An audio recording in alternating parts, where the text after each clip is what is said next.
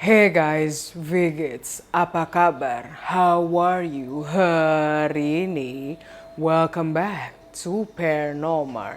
In today's video, gue bukan mau ngomongin cerita, experience dari orang-orang lah atau temen-temen gue atau even me, bukan cerita pengalaman horor, tetapi gue mau ngebawain sebuah kasus yang terjadi di Gunung Kalpatia, yang dimana di gunung itu ada hubungannya sama Perang Dunia Pertama. Yes, this is really eerie lah ya, dan nggak bingungin sih. Ya lu nanti dengerin aja deh. Daripada intro kepanjangan, gue langsung cerita aja, dan udah pasti gue bakal nyeritain backstory-nya dulu bagaimana ada si kasus ini dan terlibat sama orang siapa aja. So, ceritanya ini dimulai pada tahun 2017, di mana ada seorang perempuan yang namanya itu Lydia McCarchuk. Nah, Lydia ini, she's Ukraine. Dia orang Ukraina yang pindah ke London, lebih tepatnya itu di Bracknell, London. Dia bekerja sebagai expat, sebagai akuntan di sebuah hotel lokal. Ya udahlah, makanya dia pindah ke sana. It's just her, nggak ada keluarganya, dia nggak bawa siapa-siapa, cuma sendiri. Nah, pada tahun itu ketika dia dapat kerjaan sebagai akuntan di hotel lokal, berjanjilah dia kalau dia tuh nggak mau sama sekali sosial mediaan. Ibaratnya tuh kayak vakum sosial media, pengen work hard aja, kerja terus saving money. Ya untuk apanya we don't know. Pokoknya dia pengen fokus buat dirinya aja. Nah, selain bekerja, si Lydia itu juga nggak pernah yang namanya skip gereja. She's really devoted. Setiap minggu itu dia selalu gereja, dan bahkan dia punya gaji tuh disisihin juga untuk nyumbang ke gereja gitu loh. So that's how devoted she is. Bener-bener kayak gereja tuh it's also her priority. Kewajibannya dia juga. Right. Nah, kita langsung aja ke time skip 2 tahun kemudian. Ya udah pasti kan dia kan kerja terus ya gereja ini itu. Nah, 2 tahun kemudian, lebih tepatnya pada tahun 2019, dimana pas lagi itu dia lagi gereja, lagi enjoying coffee time, lagi minum kopi lah ya sebelum gerejanya dimulai, nyantuy, tiba-tiba ada seorang laki-laki nih yang mendekati si Lydia. Nah, si laki-laki ini dia umurnya 41 tahun. Terus tiba-tiba menghampiri Lydia dan bukan ngepuji kecantikan, ngepuji baju atau rambut, nggak, ngepuji sepatu yang dipakein Lydia. I mean, they gotta start somewhere, you know, like kayak SKSD-nya gimana ya, you know, saya mulailah dari perbincangan sepatu, di mana si Lydia juga kaget lah, walau, sepatu gue kenapa? But she received his compliment, dimana pujaannya itu akhirnya mulai dari pujaan sepatunya itu mulailah sebuah percakapan yang lebih, you know, kayak lebih mendekat lah ya. Padahal ini hari yang sama, alright. So yaudahlah, mereka masuk ke gereja bareng. Pas lagi pulang gereja juga kayak bye, see you, gitu-gitu lah ya. Nah, ketika mereka pulang, Lydia dan si cowok ini tiba-tiba langsung mikir, kayaknya I'm attracted to her or to him. Saling suka. Nah, akhirnya itu mereka dua orang so eager. Maksudnya pengen coba hari Minggu lagi nih, gue pengen ketemu dia lagi. Ya udahlah, minggu berikutnya, di minggu kedua mereka ketemuan lagi, minum kopi bareng, gereja bareng. Tapi ketika mereka selesai gereja, nggak cuma bye-bye doang, see you next week, enggak. Mereka pulang dengan nomor telepon. Nah, saling tuker nomor telepon. So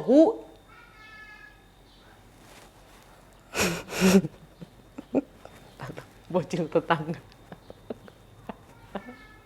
Tadi sampai mana ya, Mak? Iya, bukan bocil, sebelum bocil tetangga tadi aku ngomong. Lah kagak mau diulang. Oh, tukeran nomor telepon. Mereka tukeran nomor telepon, dan ya udah nih, sekarang gue mau ngomongin ini cowok tuh siapa sih. So, gue mau ngenalin kalian, dia itu adalah Norbert Varga. Norbert ini dia umurnya 41 tahun dan bisa menjadi dekat sama Lydia itu bukan karena soal sepatu doang ya. Jadi di perbincangannya mereka itu telah diketahui bahwa Norbert itu merupakan seorang expat juga, sama seperti Lydia. By the way, bagi kalian yang nggak tahu expat itu apa, expat itu adalah pekerja di luar negeri yang pindah ke luar negeri yang lainnya, ke negeri lainnya, ya gitulah. Dia ini seorang expat. Nah, cuma si Norbert ini bukan dari Ukraina, bedanya itu dia dari Hungary atau Hungaria, dan pindahlah ke Bracknell juga. Dia ini bekerja sebagai teknisi radio dan seorang fotografer. Ya udahlah, mulai dari situ mereka saling klop, maksudnya masih satu area dan juga gerejanya sama.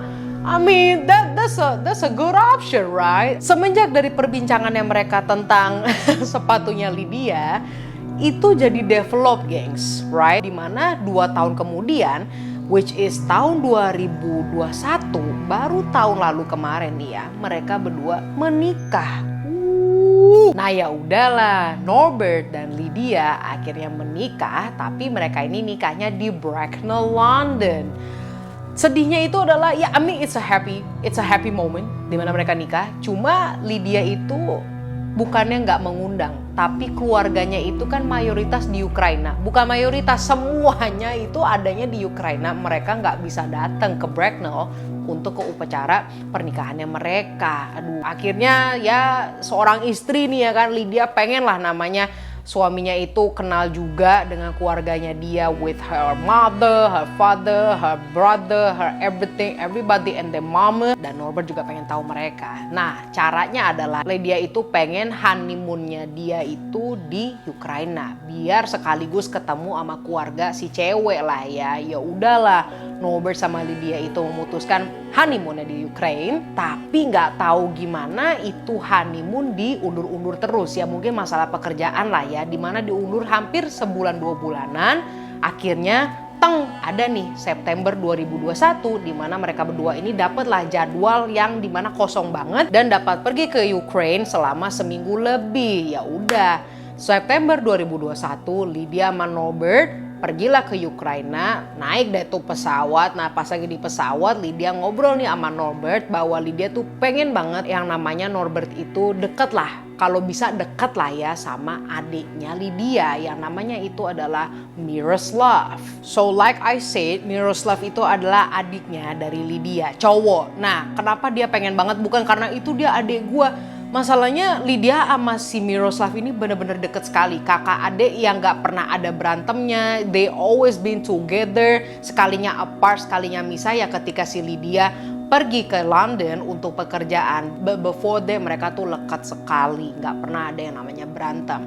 So it's really important, sangat penting buat Lydia untuk si Norbert itu bisa dekat sama Miroslav. Nah di lain sisi Miroslav itu juga pengen dekat sama Norbert dan punya harapan tinggi. Ya bukan harapan tinggi ya, dia berharap bahwa si Norbert itu adalah suami yang baik gitu loh buat si Lydia ini. Dimana si Miroslav itu sampai yang namanya booking sebuah tempat campsite di Gunung Karpatia ini. Dia pengen namanya pendekatan lah sama Norbert pas lagi camping gitu. Kenapa pas lagi camping? Kenapa nggak di hari pertama mereka datang? Nah, gue ceritain ya, ada apa di hari pertama Norbert sama Lydia datang ke Ukraina. Ya udah pastilah ya, ini Lydia udah lama nggak ke Ukraina. Udah 4 tahunan dia nggak balik-balik, cuma di London terus. Ya udah pasti disambut hangat lah itu mereka berdua. Mending disambut hangat ya sama orang tuanya Lydia doang. No, everybody and their mama, sampai sepupu jauh aja datang ke rumahnya. Nggak penting ya, bukan nggak penting sih ya, tapi ngapain ya mbak? Yang dimana bener aja di hari pertama, kedua, ketiga si Norbert sama Lydia itu nggak ada yang namanya bisa quality time sama ibunya atau kayak cuma satu keluarga inti tuh nggak bisa, karena keluarga Lydia tuh besar banget. Dimana ya udah akhirnya nggak ada kan quality time sama sekali. Makanya si Miroslav ini ngebooking campsite dimana buat keluarga inti aja camping barengan, pendekatan bareng lah sama si Norbert ini. Fast forward kita langsung aja ke tanggal 15 September tahun 2021 dimana itu adalah 2 hari terakhir sebelum Lydia dan Norbert ini pulang lagi ke London. Nah pada tanggal 15 September itu mereka lah camping di Gunung Karpatia ini yang udah disewa lah sama si Miroslav. Bukan satu gunung disewa, tapi itu ada yang namanya campsite. Campsite tuh spot camping ya Maya, dimana mereka tuh bisa sewa dan gak ada orang lain yang bisa camping di suatu spot itulah. Kebayang gak sih lo? I never really camp before.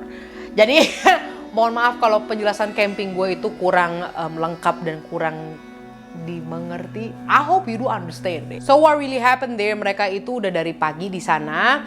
Ya maksudnya pagi bukan di Karpatia ya, mereka udah siap-siap jalan ke Gunung Karpatia, nyari parkiran this and that. Pokoknya pas lagi nyampe di gunungnya banget nih sebelum ngedaki ke atas itu tuh sekitaran siang ke sore gitulah. Ya udahlah mereka nyampe dan harus daki kan tuh ke atas. Nah waktunya mereka sampai di spot yang atas itu menghabiskan 2 jam. yang dimana mereka tuh nyampe jam 6 sorean. Ya udah di sana mereka langsung tuh mempersiapkan tenda, terus kayak nguarin semua makanan mereka. You know this and that, camping it's fun. Gue sok tahu banget it's fun, orang gue nggak pernah camping di hutan.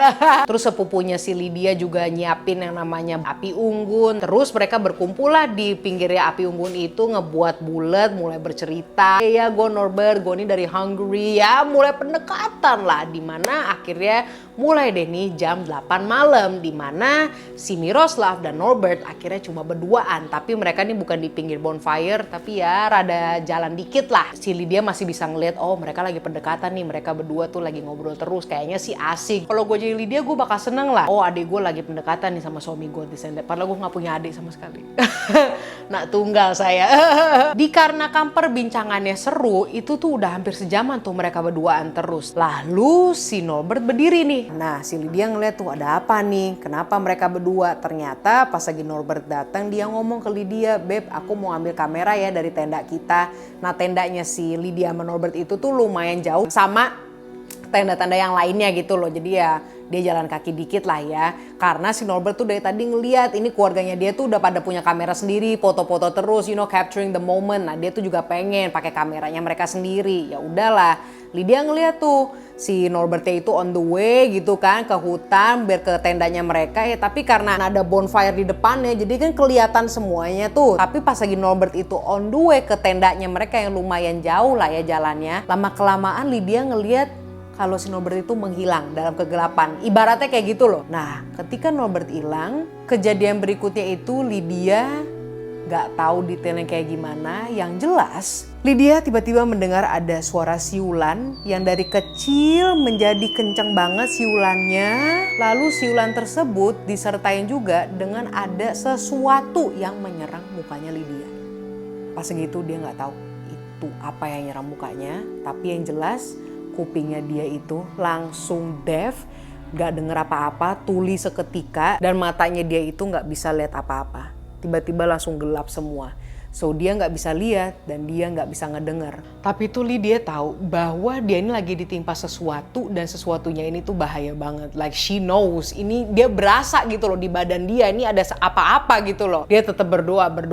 Lalu gak lama kemudian, kan dia tadi budekan. Lama-kelamaan pendengarannya dia itu kembali, tapi ya samar-samar. Nah dari mulai samar-samar akhirnya lumayan terdengar bahwa kanan sama kirinya dia, inget ya dia matanya belum bisa lihat apa-apa, bener-bener gelap gitu loh.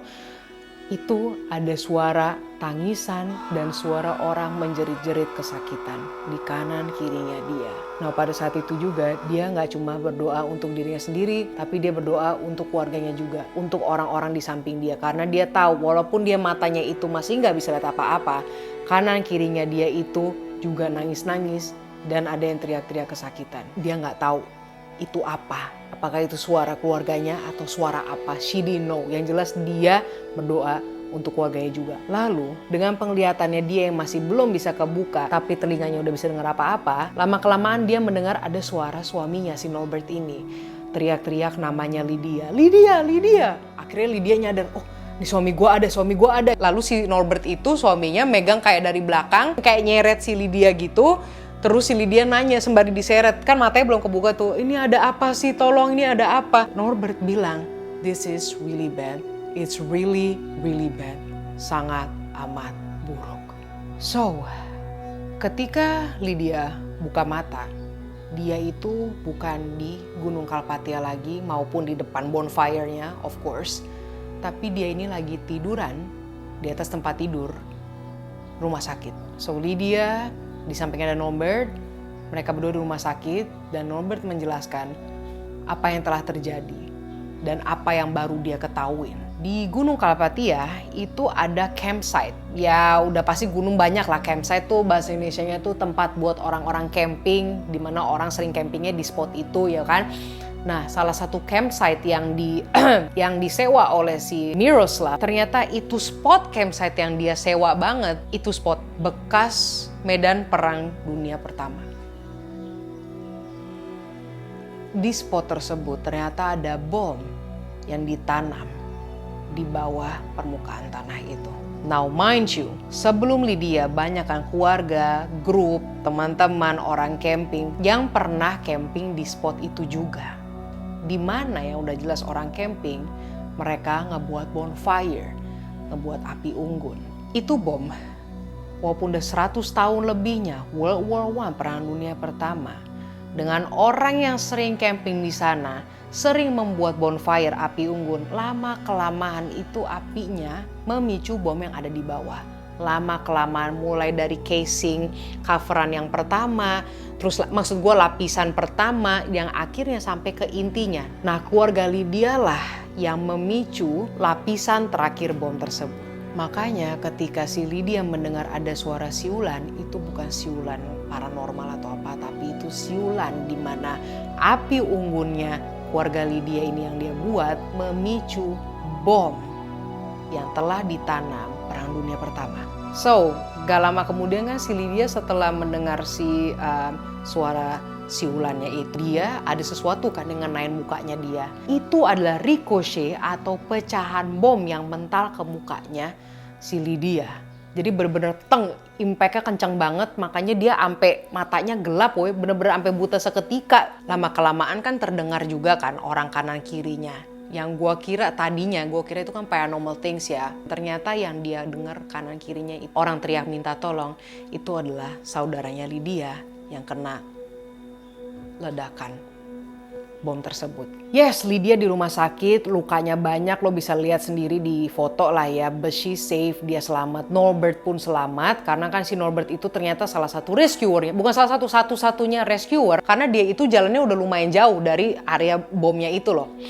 Pas lagi dia datang, makanya dia langsung bawa si Lydia itu kan yang matanya masih gelap. But unfortunately, ketika mereka camping itu, di kanan kirinya Lydia itu ada Miroslav, adiknya, dan ada sepupunya.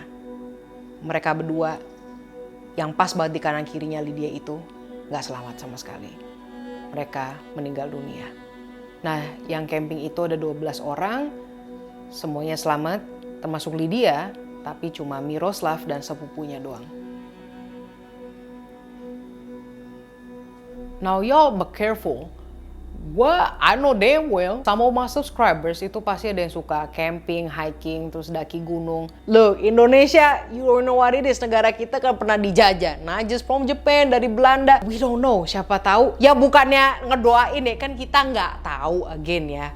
Siapa tahu ada bom yang ditanam di mana, kan serem. It's really scary to think of karena ini kejadian bener sama Lydia McCartchuk dan suaminya. Dan keluarganya malah adiknya kan sendiri yang meninggal. That's the story tentang Gunung Karpatia. Memang ini gak begitu booming atau viral banget, but this is a story yang dimana gue pengen lu tahu. Maksudnya gue mikir Indonesia banyak gunung, terus ya zaman dulu kan ya perang, kita kan lama juga perang ya. So I guess this is it. Emang video gue nggak begitu panjang kayak cerita pengalaman yang sebelum-sebelumnya karena kan itu ada beberapa cerita. Kalau di sini gue cuma ngefokusin Lydia McCartchuk sama Gunung Karpatia ini. I will see you when I see you. Please do be careful. Mind you, bukan nakut-nakutin. Di dalam negeri ini, I'm pretty sure ada bom yang tertanam kemungkinan ya. Thank you so much. Don't forget to like and subscribe. Share my YouTube channel to your friends and family. And follow your girl's Instagram if you love my aesthetics and for more updates. So, goodbye.